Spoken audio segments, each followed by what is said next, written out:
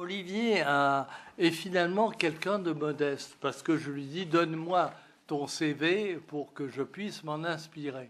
Et puis j'ai vu que dans son CV, il n'avait pas mentionné qu'il avait fait à la fois l'école polytechnique et l'école nationale d'administration. Alors je trouvais qu'avec ces deux tares, il fallait quand même les faire valoir parce que la suite du film est quand même très intéressante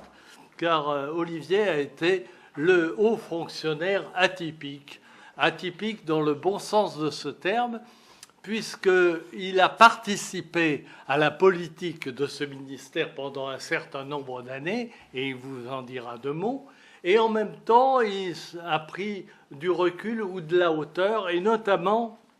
au jour d'aujourd'hui, en tant qu'auteur, mais sans H, il nous produit, ce document qui intéresse le séminaire Robert Rosel, et je vais vous dire pourquoi.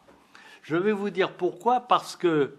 depuis un certain nombre d'années, nous avons revisité nos méthodes de travail, je parle du séminaire Robert Rosel, en organisant depuis 4 ans des manifestations où interviennent les professionnels, les services de l'État sur une thématique.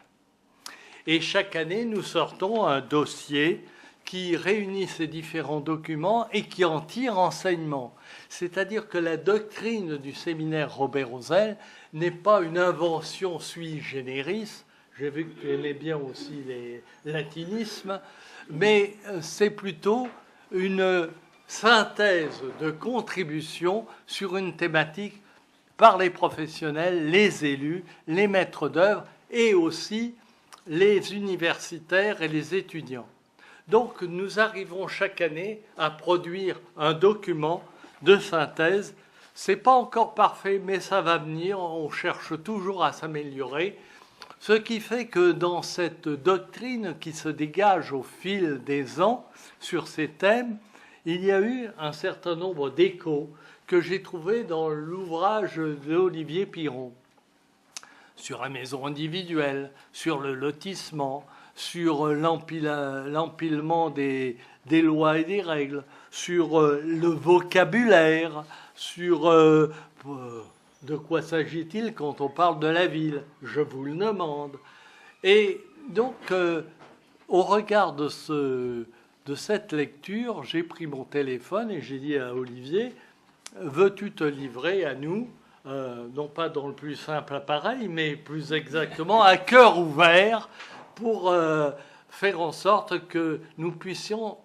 après ce débat, après cette rencontre, dégager un certain nombre de points.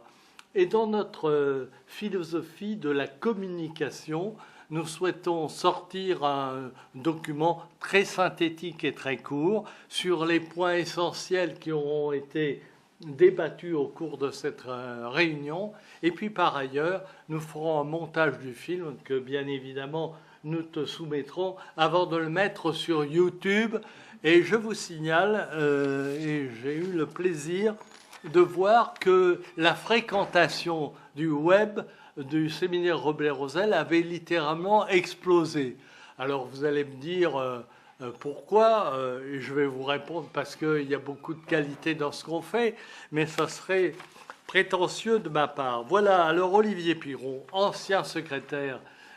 permanent du PUCA, que vous connaissez tous,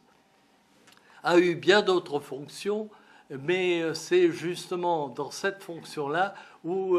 j'allais dire, toutes ces qualités ont pu se développer et se prolonger au-delà de sa retraite qui est effectivement très active.